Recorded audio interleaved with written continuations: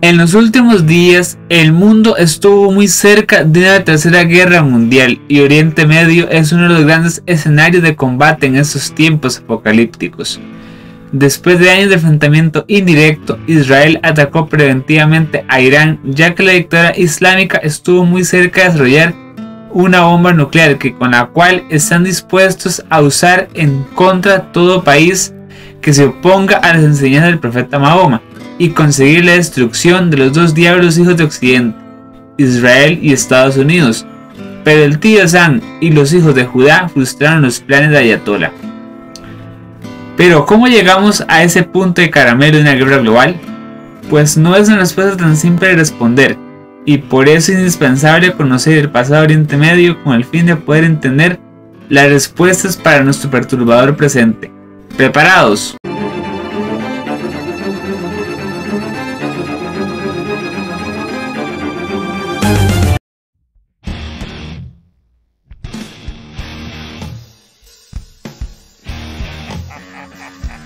En el primer episodio sobre el iceberg de Oriente Medio, conocimos historia desde sus primeras civilizaciones y pueblos originarios como los hebreos, los persas, los asirios, los árabes y las distintas relaciones que tuvieron entre ellos con dos grandes potencias occidentales, Grecia y Roma. Pero ¿qué pasó después? Después de que el Imperio Romano expulsó a los judíos de su tierra en la Segunda Guerra Judío-Romana y estos se dispersaron por el mundo conocido, llegaría el fin del tiempo de prosperidad económica para los cachorros de Luperca, porque Roma entró en un periodo de decadencia debido a que los emperadores olvidaron los valores y principios que hicieron grande el imperio, que eran la libertad, la responsabilidad financiera, el orden y el amor por el conocimiento. La crisis del siglo III, donde la inestabilidad política parecía el juego de las sillas musicales, pero con dramas, intrigas y conteo de cuerpos, ya que muchos estaban dispuestos a realizar lo que sea por tener el poder sin medir las consecuencias. Queremos drama, queremos tragedia, queremos conteo de cuerpos. En muchas ocasiones, un general compraba voluntades y simpatías en el ejército por medio de pluses salariales para sus tropas, lo que la competencia por conquistar con dinero al contribuyente a los legionarios fue feroz y dañó severamente las finanzas imperiales sin que nadie quisiera comerse la bronca de sanearlas. El emperador Diocleciano, uno de los militares que reunificó el imperio tras una partición entre los estados, dividió a Roma en dos departamentos administrativos, Roma Occidental y Roma Oriental, donde nacerá el primer protagonista de este iceberg, el Imperio Bizantino. Bizancio era una ciudad griega fundada en el año 667 a.C., pero cobraría importancia después durante el dominio romano. Cuando Roma conquistó Grecia en lo militar, los helenos lo conquistaron en el plano cultural, y es por eso que ambos pueblos tienen muchos elementos en común. Los griegos, a pesar de estar dominados por los romanos, eran ciudadanos con plenitud de derechos menos esclavos, y estaban bien integrados en la sociedad. Cuando pasa la crisis del siglo III, Diocleciano deja a los griegos en la parte oriental de Roma a cargo de un Augusto que era el emperador y un César que era su mano derecha, un vicepresidente con túnica y chancletas. Su modelo jerárquico de la tetrarquía parecía tener éxito, pero había un problema. El creciente número de empleados públicos e instituciones más sus políticas económicas proto-keynesianas hicieron insostenible el modelo, dejando un problema económico gigantesco como una hiperinflación, más la persecución de cristianos, a quienes el emperador Diocleciano veía como un grupo incómodo en Roma. A ver, yo creo que el gran problema argentino es un problema cultural. Es decir, esta es una sociedad que está infectada de socialismo. Y lo que hay que lograr es sacar el socialismo de la cabeza de la gente, ¿sí? Y los principales promotores de estas ideas son los políticos. Diocleciano renuncia y deja en su lugar a Constancio Cloro, y es aquí donde empieza otro conflicto por el dominio del trono romano, llegando a haber 7 Augustos y un César al mismo tiempo. Constancio muere enfermo en medio de una campaña militar y nombra a su hijo Constantino como su heredero, y este empezaría a ascender en el poder gracias a una batalla cultural y bélica por hacer Roma grande otra vez. En la batalla más decisiva de su vida, la del Puente Milvio, Constantino derrota al general Cuca de Magencio y se hace con el poder en Roma occidental, donde promete arreglar la crisis económica, restaurar la libertad religiosa y devolver la gloria al imperio, porque Jesús de Nazaret se lo ordenó. Y gracias a las medidas económicas constantinianas, vuelve la responsabilidad fiscal, la economía se vuelve más libre, los cristianos se vuelven influyentes, además de hacer que las leyes se respetaran, castigando duramente a los corruptos y ladrones. Sí, zurdos hijos de puta, tiemblen. La libertad avanza. ¡Viva la libertad, carajo! ¡Vamos! Las medidas de Constantino permitieron que Roma durara 1000 años más en su parte oriental y 100 años en la occidental, porque a pesar de que Constantino restauró a Roma, varios años después, al finalizar el gobierno de Teodosio, el imperio se divide nuevamente en dos y la parte occidental caería porque las élites pactaron con las naciones bárbaras, como los godos y los germanos, ya que compraban con su dinero a estos mercenarios, que con los años los traicionaron y terminaron con el imperio tal como hacen hoy ciertos billonarios que usan sus fortunas para financiar grupitos de izquierda, que con los años podrían terminar con el capitalismo. Pero volvamos a Bizancio, porque parte del programa político de Constantino para restaurar el imperio fue trasladar la capital a otra ciudad que sería Bizancio, pero que dicha ciudad fue refundada como Constantinopla en honor al emperador mileísta. La Roma original era cada día más irrelevante y eso fue una de las causas de dicha acción. Cuando Occidente cayó, Bizancio se convirtió en su heredero y con ello fueron los guardianes de la cultura occidental por un tiempo, porque con los años se irían separando por motivos políticos y religiosos. Con el pasar del tiempo, los bizantinos iban ganando poder económico gracias al dinamismo comercial que poseían a diferencia del sector occidental, y con esa expansión mercantil, bajo el gobierno de Justiniano, las fronteras de la Roma oriental volvieron a dominar gran parte del imperio romano original gracias a las victorias militares contra los persas y los reinos vándalos en el norte de África, haciendo realidad el sueño de todo militante maga de ver a su nación poderosa de nuevo, como debe ser.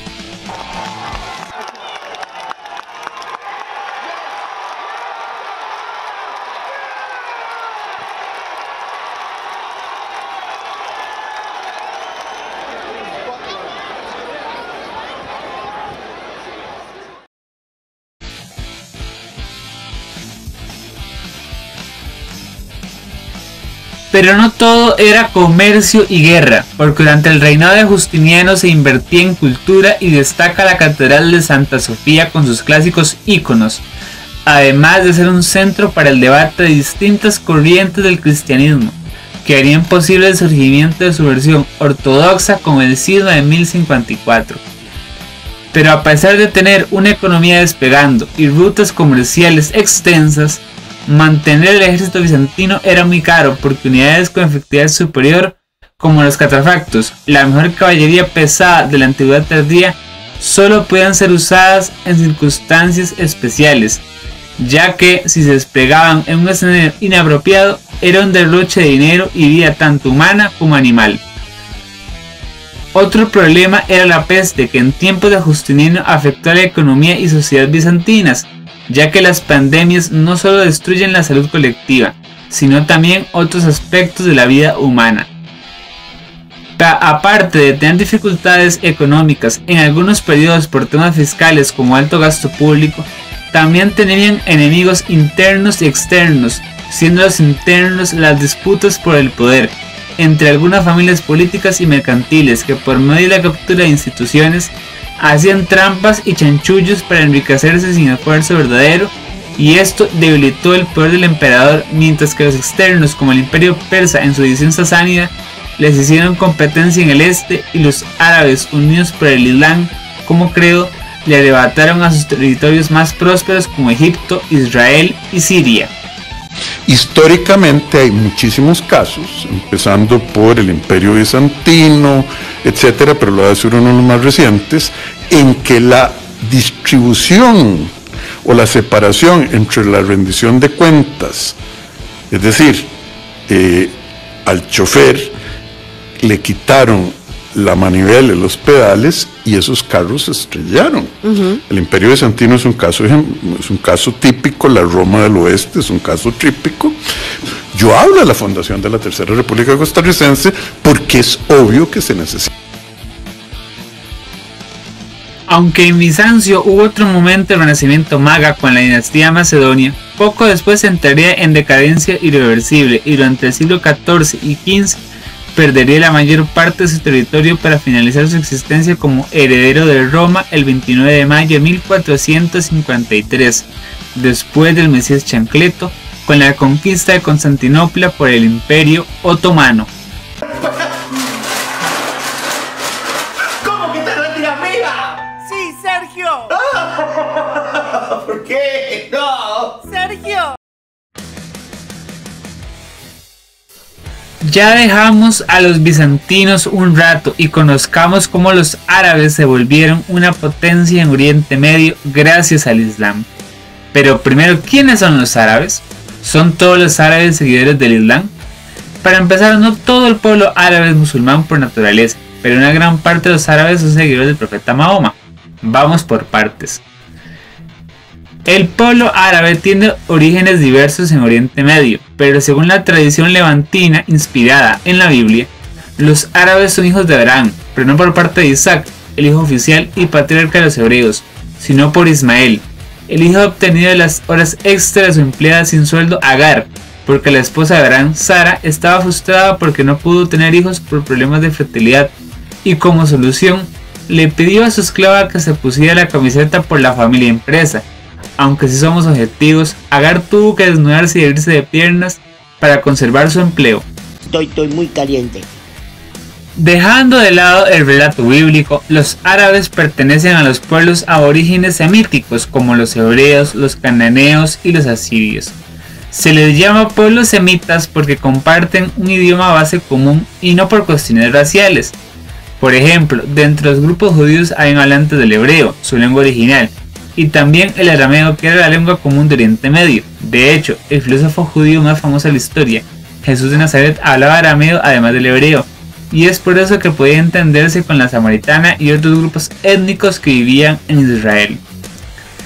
Pero los árabes no siempre fueron seguidores del Islam, ya que esta religión nació al final de la antigüedad tardía y se expandió durante la Edad Media por el mundo. Durante el periodo preislámico, los pueblos árabes vivían en tribus distintas que se disputaban el territorio, ya sea compitiendo en guerras o alianzas ocasionales entre ellos al mejor estilo de Juego de Tronos, pero sin dragones ni Daenerys Targaryen. Le quitas lo divertido a la vida.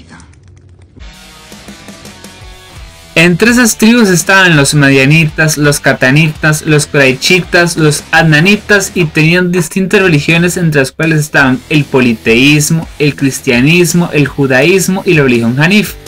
De los Hanif salió el profeta al que no podemos hacer un dibujo porque nos apuñalan, Mahoma, que sería el fundador del Islam. Este señor nació en el año 570 después del Mesías Chancleto en una familia árabe quraichita, pero tuvo una infancia difícil porque sus padres murieron en la infancia y cayó en la pobreza.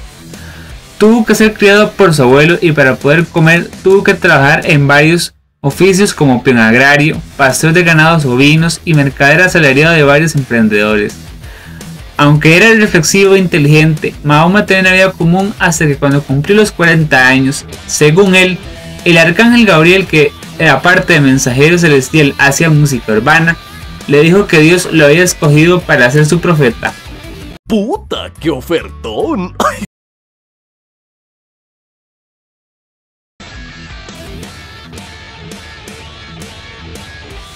Pero, ¿en qué consistía su mensaje? Según él mismo, Gabriel le dijo que si quería ir al cielo, debería someterse a Dios y a su profeta especial, y tener una vida libre de vicios ni placeres que te distrajeran de la fe.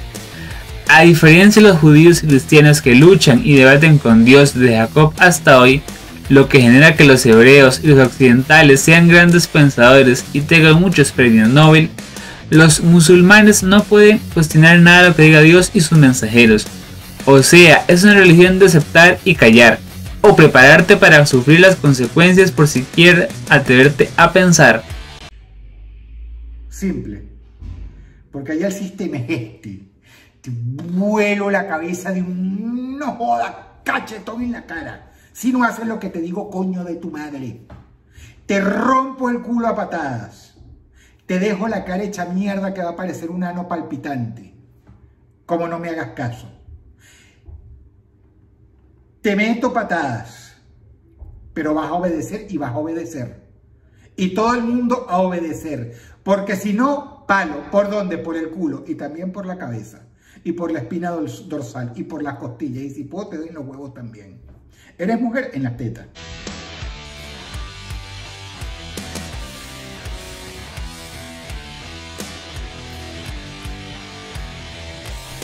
¿Pero es el Islam una religión necesariamente violenta? Eso es una respuesta compleja, porque aunque dentro del propio Corán se menciona la necesidad de respetar a los otros miembros de las religiones que tengan como ancestro al padre Abraham, con el término pueblos del libro, las relaciones de los árabes islámicos con judíos y cristianos suele ser tensa y de amor-odio a lo largo de la historia, como veremos más adelante. Sus primeros años como influencer no le trajeron tantos seguidores debido a la oposición de varios comerciantes árabes politeístas y tuvo que irse de la Meca, pero volvería años más tarde con un número más amplio de alumnos que no solo venían instruidos en teología, sino que sabían usar la espada y terminaron conquistando no solo la ciudad del mercader, sino gran parte de la península arábiga. Cuenta la historia que una vez en sus primeros años como profeta fue a pedir el reconocimiento a unas tribus árabes judías que vivían en Medina, y pensando que como los judíos son monoteístas como él, lo iban a dar apoyo, pero los judíos no le dieron pelota y condenaron sus enseñanzas, porque cualquier persona con 2 dedos de frente jamás se sometería a las interpretaciones antojadizas sobre la fe que haga un profeta improvisado, por lo que Mahoma juró que llegaría la hora de la venganza y los derrotó militarmente, expulsándolos de Medina, además de que les cobró la cuenta a más de 900 varones que no lo aceptaron, porque no hay nada más tolerante, diverso e inclusivo para los musulmanes que eliminar de forma muy cruda e indescriptible a los que no piensan como ellos. Algunos tal vez mueran, pero es un sacrificio que estoy dispuesto a aceptar. Cuando conquistó toda Arabia, ya que unía a la mayoría de tribus por medio de la religión, ya sea usando la evangelización con palabras o como el alfanje, dejó su sueño de un estado islámico en manos de sus sucesores, porque partió de este mundo en el año 662 después de Isa. Los califas en un principio eran amigos y familiares de él, y con ello el Islam se expandió por Egipto, Israel, Siria, Persia, Irak, el norte de África, España y parte de la India.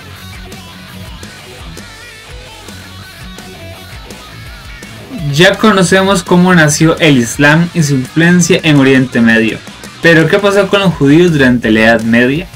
Después de las guerras judío-romanas, los judíos se dispersaron por el mundo conocido, siendo un pueblo sin patria, estableciéndose en otros países de Oriente Medio y Europa, pero cuando Occidente llegó al suelo americano, también llegaron los judíos.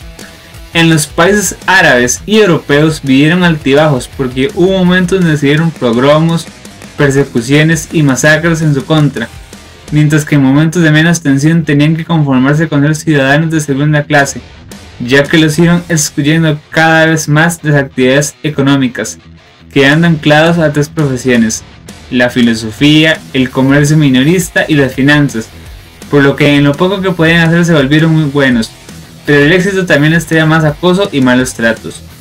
Mucho del bullying que recibían venían por teorías difamatorias, donde los acusaban de haber conspirado contra Jesús de Nazaret, de asesinar bebés para beber su sangre para preparar matzá, la galletita salada de la Pascua judía, de manejar para oscuros intereses los asuntos financieros, de envenenar las aguas y causar la peste, todas ellas sin pruebas. Además se le negaba el poder defenderse en un juicio.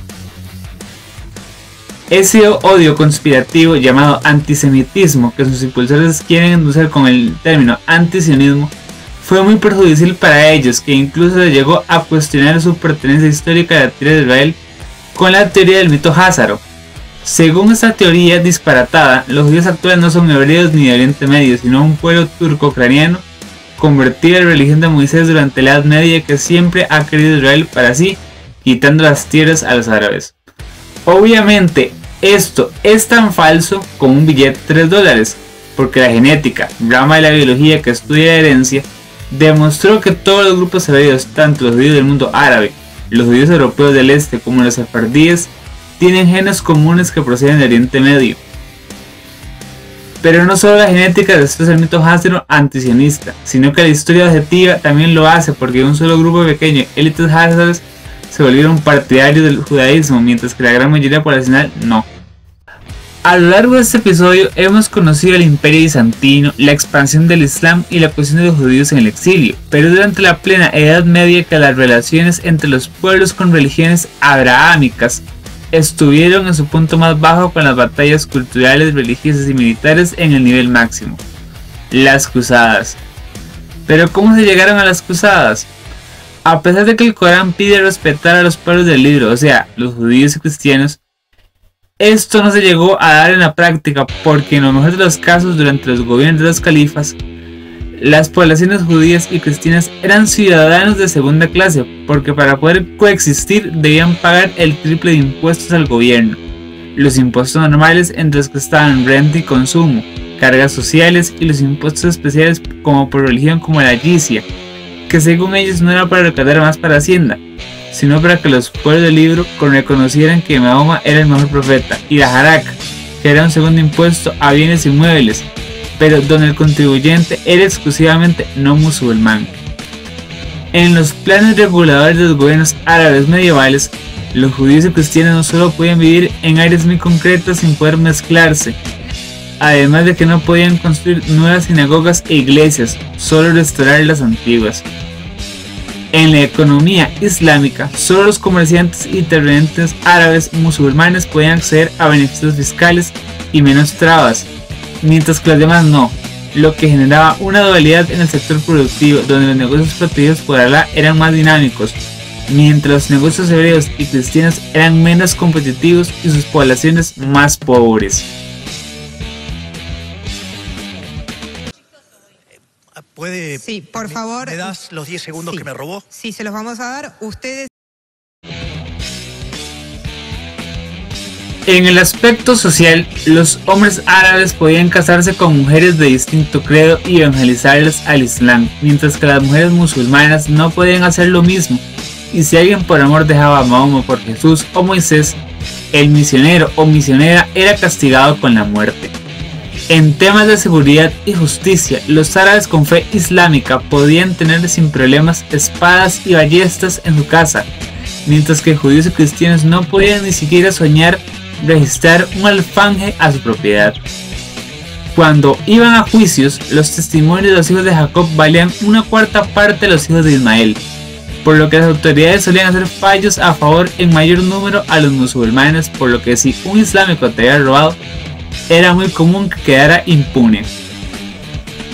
Este horroroso sistema de discriminación era el mejor escenario que te podía tocar si gobernaba un musulmán moderado, porque los derechos de los pueblos del libro no estaban siempre garantizados y se podían utilizar a discreción del sultán, y si se tocaba un gobernante hijo de su madre, hasta ahí se la prestaba a Dios, porque era común que los califas masacraran poblaciones de otras religiones.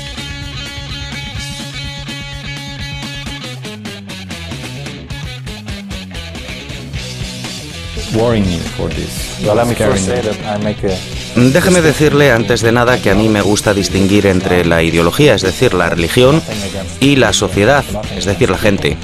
Yo no tengo nada contra los musulmanes, contra la gente. Con lo que tengo un problema es con la ideología islámica. Creo que es una ideología totalitaria que no puede ser comparada con otras religiones, sino con otras ideologías como el comunismo o el fascismo. En la ideología islámica no existe lugar más que para el Islam, y es esto a lo que debemos tener miedo.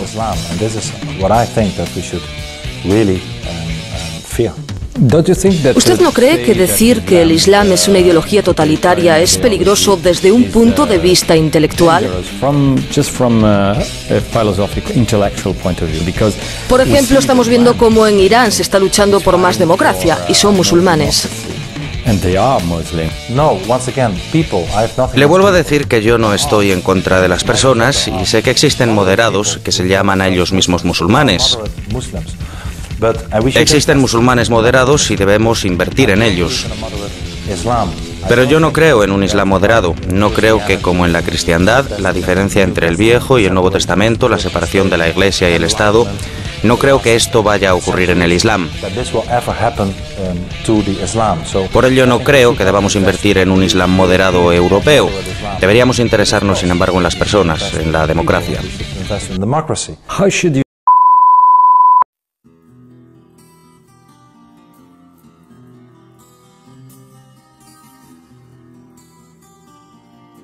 Por eso, muchos judíos y cristianos del mundo árabe abandonaron poco a poco su religión original para someterse al dios de la competencia y tener un alivio en el bolsillo, además de menos problemas.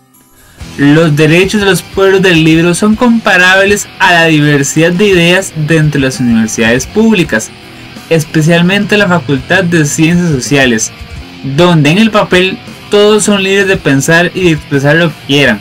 Pero quien no esté de acuerdo con las ideas políticas del socialismo va quedando relegado. Es peor calificado en sus tareas académicas.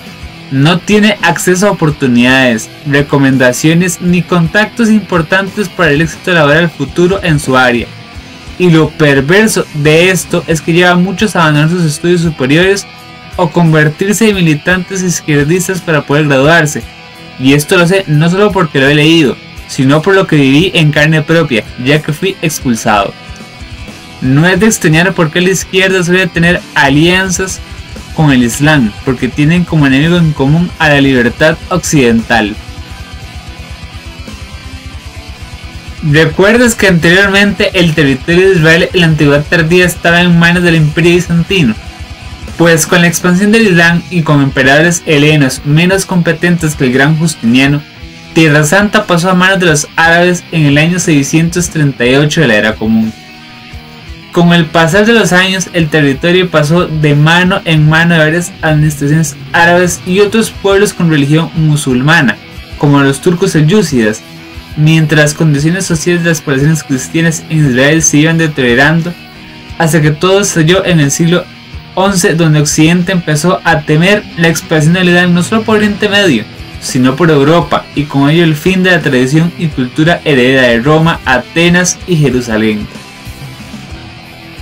En el año 1095, poco después del gran cisma entre la Iglesia, el Papa Urbano II llamó a liberar las tierras donde vivió Jesús de Nazaret como una tarea espiritual y existencial por medio de la lucha armada para ayudar a sus aliados ortodoxos, y en el año 1096 comienza la Primera Cruzada.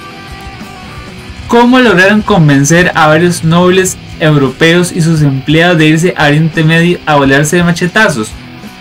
Pues los convencieron de que tomar la espada en nombre del Señor les daría recompensas materiales y espirituales muy jugosas, como el perdón de los pecados, pero también podías obtener tierras en Israel aptas para volverte rico.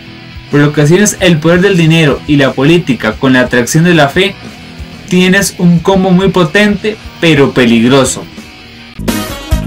En batalla espiritual me encuentro, el enemigo quiere acechar, pero tengo la armadura puesta y lo voy a derrotar. Yo sé.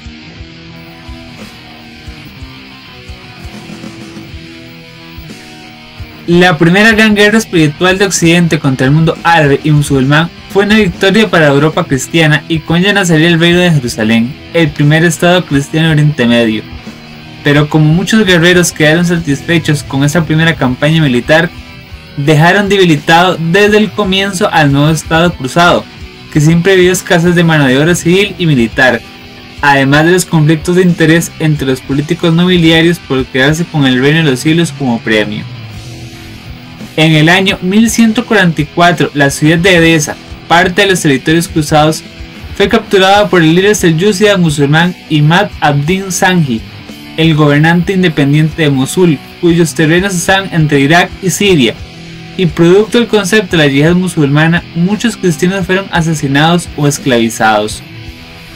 Esto encendería una alarma en Europa que llevó a una nueva cruzada para tomarla nuevamente. El rey germano Conrado el III Enjarrado y Luis el VII, el rey de Francia, dirigieron la segunda cruzada de 1147 a 1149, Pero este sello real de aprobación no trajo ningún éxito, ni siquiera una modesta gloria. La muerte de Sanji solo trajo un personaje mucho más majadero a la escena, sucesor Nur ad-Din, muchas veces llamado Nur al-Dino, que sería tío de Saladino, el sultán que te mete el pepino, quien buscaba unir al mundo musulmán en una guerra santa contra los cristianos del Levante. Los cruzados se llevaron dos grandes palizas militares a manos de los selyúcidas en los años 1147 y 1148, que golpearon el ego del ejército cruzado, y en un intento deprimente de salvar algo honorable de la campaña, el sitio de Damasco en junio del año 1148 fue una derrota donde lucharon como nunca y perdieron como siempre. El siguiente año, Nur al-Dino capturó Antioquía, dejando el reino de Jerusalén al borde de la navaja para el año 1150. Soy Luis Barquero Villalobos, estoy aquí en la finca 3X de Las Brisas.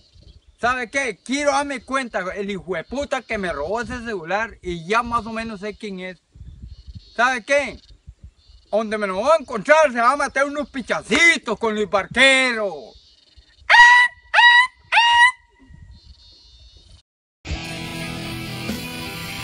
Aunque entre 1174 a 1185 gobernó de forma extraordinaria Baldino IV de Jerusalén, que hizo mucho en su corta vida llena de sufrimiento por estar enfermo de lepra y tener una discapacidad progresiva, pero aún así, como ya conté en un video anterior, Baldino le puso un estate quieto a Saladino en la batalla de Monjizar, mientras que Jerusalén tuvo una economía jaguar en medio de una crisis política.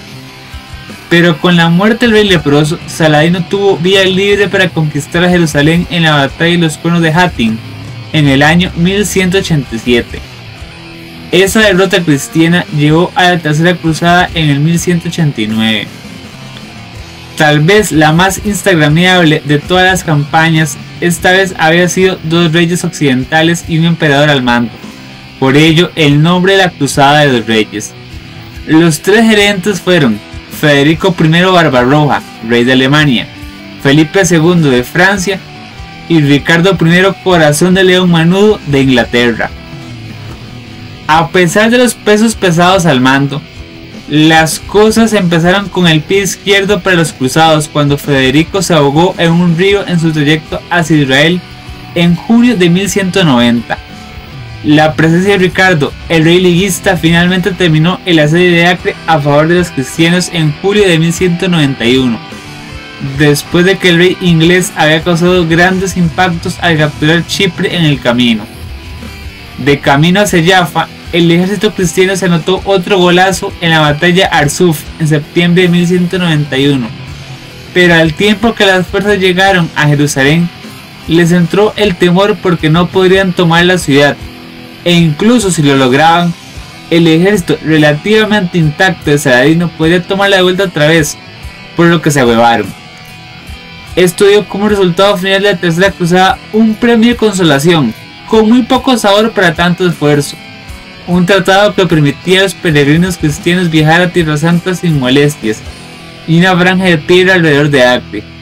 Aún así, esa victoria modesta inspiró a muchas cruzadas futuras a expandir a algo mejor. No es mucho, pero es trabajo honesto.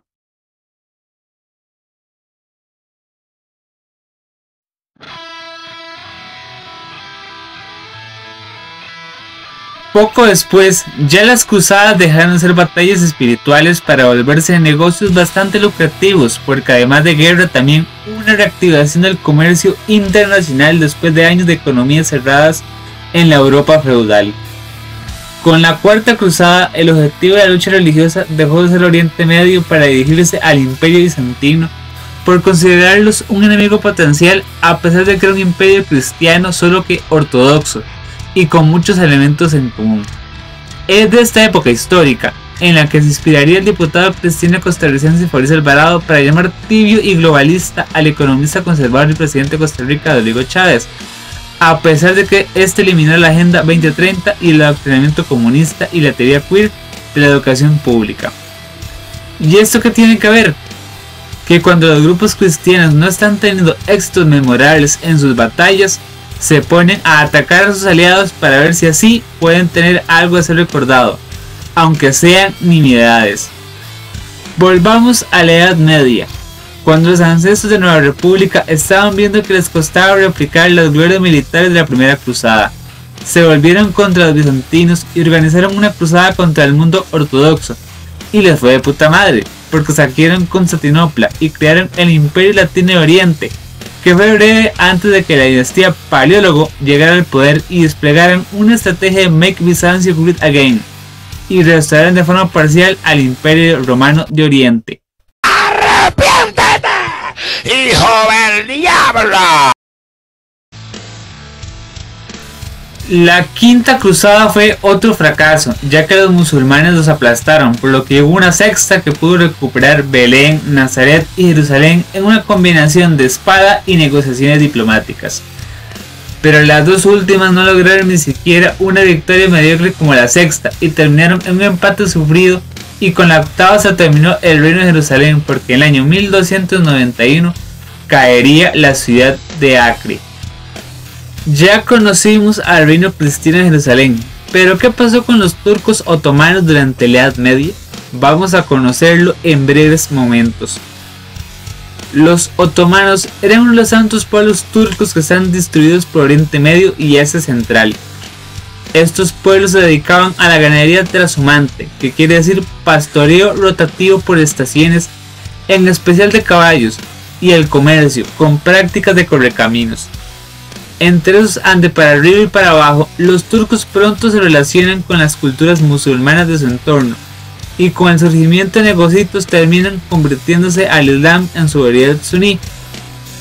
Las primeras entradas de tribus turcas en la región, que posteriormente sería el Imperio Otomano, se producen en el ámbito militar, cuando los ejércitos del Califato Abbasí, uno de los tantos reinos que dominaron Israel, necesitaron soldados para luchas internas contra los cristianos y bizantinos durante el siglo IX. Por ello recurrieron a los territorios lejanos reclutando a la población, por lo que poco a poco los turcos van escalando posiciones en el ejército y la administración pública. En poco tiempo sustituyeron a los califatos árabes y al Imperio Romano Bizantino, mediante una estrategia de captura de las instituciones, la ocupación militar y el combate.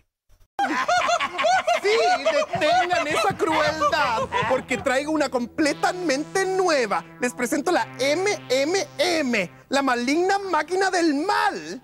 Con ella haremos el mal con solo apretar un botón. Observen.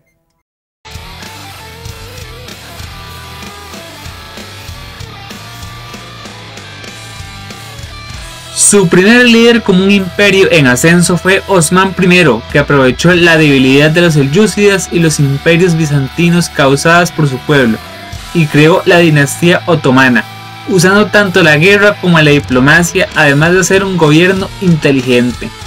Los sucesores de Osman arrasaron a punta de espada las posiciones bizantinas en Anatolia y Europa, e incluso se apoderaron de los Balcanes a finales del siglo XIV. Los europeos trataron con vehemencia de luchar contra los otomanos, pero fracasaron, sobre todo en las batallas decisivas en Kosovo, sucedía en 1389, y Nicópolis durante el año 1396, y dejando muy claro que había que tener un poco de respeto, porque en el año 1453 enterraron al Imperio Bizantino en su totalidad, que llevaba varios años en decadencia. Mohamed II, el sepulturero de Bizancio, lanzó varias campañas militares tanto en el este como en el oeste. Serbia, Grecia y Bosnia cayeron bajo el dominio del sultán, y en el este, el gerente del imperio de las novelas gritonas se hizo con Trebisonda en 1461. Mohamed hizo amistad con los tártaros de Crimea en 1475, y por lo tanto aseguró el dominio de la región del Mar Negro durante los 3 siguientes siglos. Pero los otomanos eran insaciables y se dirigieron hacia el este bajo el mando de Selim I, el nieto de Mohamed el Conquistador, y sus objetivos eran hacer papilla a la dinastía rival Safavid, chiita de Persia, y el sultanato mameluco de Egipto. A los primeros les metió una pichacera ejemplar en 1514, pero no logró una conquista completa, mientras que le metió el tuco al reino mameluco por alrededor de 1517.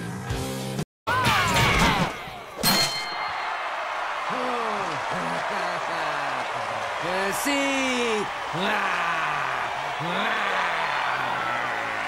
Gracias, muchísimas gracias. Doy clases los jueves, no cobro mucho.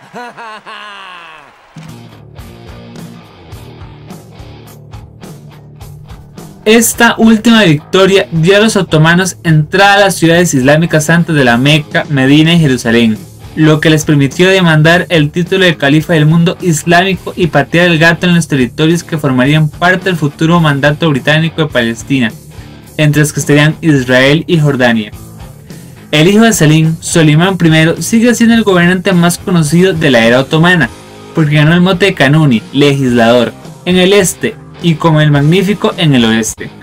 Conquistó Belgrado en 1521, capturó la isla de Rodas en 1523 y aseguró una victoria importante y trascendental contra Hungría en la batalla de Mohacs en 1526, que permitió a los turcos afirmar su dominio y ser los más pijudos en la región. En África, Argel había aceptado en 1517 el protectorado de Selim, mientras que Túnez entró en el dominio otomano bajo Solimán en 1534. Pero los otomanos no solo eran grandes guerreros porque también cultivaron las artes, la tecnología y la arquitectura prosperaron y en general el imperio disfrutó de paz y estabilidad política y económica. Todo parecía éxitos imparables para los turcos, porque todavía no tenían a alguien que pudiera neutralizarles de forma real y competitiva. Pero con la partida de Solimán al cielo de 72 vírgenes en el año 1566, los buenos tiempos para los turcos empezarían a terminarse. Seguirían conquistando países como Yemen, Chipre, Túnez, Marruecos, Creta y Podolia en la actual Ucrania. Pero también se comieron varias derrotas ante Austria, Polonia, Rusia y la Venecia italiana. La revolución griega, sucedida de 1821 a 1829, reconoció la independencia de Grecia y sus ejemplos sirvió de inspiración para Bulgaria, Serbia, Montenegro y Rumania, los cuales se separaron del imperio a fines del siglo XIX. Aquí está tu bodoque con patas. Lo regresaremos a los humanos. Ay, el pobre tiguecito no puede acompañarnos. Ay, pobre tiguecito. Sí. A principios del siglo XX se metieron en la Primera Guerra Mundial del lado de las potencias centrales, los malos de la película, donde estaban Alemania y el Imperio Austrohúngaro, y después de 4 años de balazos en las trincheras y sobrevivir al gas a base de taqueritos picantes, el Imperio Otomano pierde la guerra y sus territorios en Oriente Medio, además de meterse en un tortón bien turbio, ya que los radicales nacionalistas turcos hicieron una carnicería injustificable contra los armenios que incluso a día de hoy la actual Turquía no quiere reconocer. ¿Pero qué llevó a la decadencia del Imperio Otomano? Las razones están en que la intriga política en el sultanato por quién sería el protagonista de la nueva temporada de la telenovela, donde incluso hubo fratricidios, el fortalecimiento de otras potencias europeas como Austria, la competencia económica debido a las nuevas rutas de comercio y el comienzo de la revolución industrial, la corrupción, las argollas nepotistas, la intolerancia religiosa, la restricción de libertades y la falta de modernización en instituciones e infraestructura les hicieron ganar el apodo burlón de los enfermos de Europa, por su territorio reducido a la sombra de lo que fue, sus crisis económicas y su mayor dependencia del resto de Occidente. Para finalizar el video, es importante recordar que muchos de los imperios caen cuando las instituciones son capturadas por grupos de poder nefastos, que el fundamentalismo religioso daña la libertad de culto porque los políticos utilizarán las necesidades espirituales del pueblo para sus oscuros intereses y quien se enfrenta a ellos con razones y argumentos verdaderos será señalado de ateo o de hereje, que la falta de una ruta visionaria de trabajo permite que los objetivos no se cumplen, y que cuando se olvida la historia, los relatos de donde venimos, perdemos los valores que hacen que nuestras sociedades prosperen y se mantengan estables. Pero todo con balance, porque la innovación y la reforma debe ser usada de forma responsable. Pero como esta historia no ha terminado, en los próximos videos de esta serie sabremos cómo después de la caída del Imperio Otomano, surgió el presente Oriente Medio, lleno de rivalidad y conflicto que conocemos, por lo que, si quieres ver más allá de lo evidente, te recomiendo suscribirte al canal. Si te ha gustado este video, dale like y compártelo con tus amigos. En la descripción te dejo mis redes sociales para que puedas estar en contacto conmigo, ya que publico mi día a día y dejo mucho material avanzado que te encantará. Te lo ha contado Adrián y te deseo dulces sueños.